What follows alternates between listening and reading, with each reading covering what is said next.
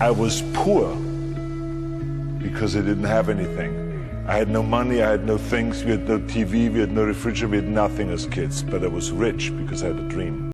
As much as you want to be able to listen a little bit, because somebody's going to give you a gem, but nobody knows but you. You can't get advice on what you should do with your life, right? Nobody knows what you are. Like even sometimes you don't really even know what you are. You got to take your shot. And it's like, as much as you want people to agree and you want the people around you to be supporting your dreams and all, it's not going to be like that all the time. You got to do it alone. To be 67, having just buried my mother, I made a promise to her and to God to do, not just to do good the right way, but to honor my mother and my father by the way I live my life the rest of my days on this earth. I'm here to serve, to help, to provide. But in every prayer, all I hear is feed my sheep.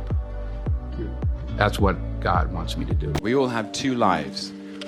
The second begins when you realize you only have one. And so my mentality is I walk into work every day. Number one responsibility, how do I make us more money? Number two, how do I get some money? That's my approach to business. The minute I walk in every single day, I'm unapologetic about it. It's not personal or anything like that. I am constantly trying to win, because winning is what's going to create other opportunities. I know billionaires and I know millionaires and I know people who ain't got all. And the most unhappy people are the richest ones. That's a fact. That's true. So all you people out there, yeah, listen to that. I've got billionaire mates and they're very unhappy. They're never happy. If they found 100 grand on the floor, they wouldn't make them happy. They'd be looking for the next one, because enough is never enough. They're always chasing more. And no matter what they achieve, they're always trying to go again and try and make more. But for me, I'm happy. Like, I'd be happy if I lived in a council flat up there in a tower block. I don't really care, because I don't need a flash house or a flash car for someone to like me. If they don't like me, then f*** them. So the goal was to be the first one at breakfast.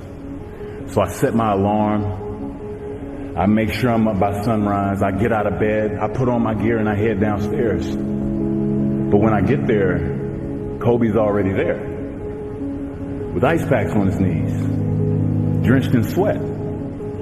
Now, it took me a minute to figure it out, but this guy wasn't only awake before me. He had already worked out.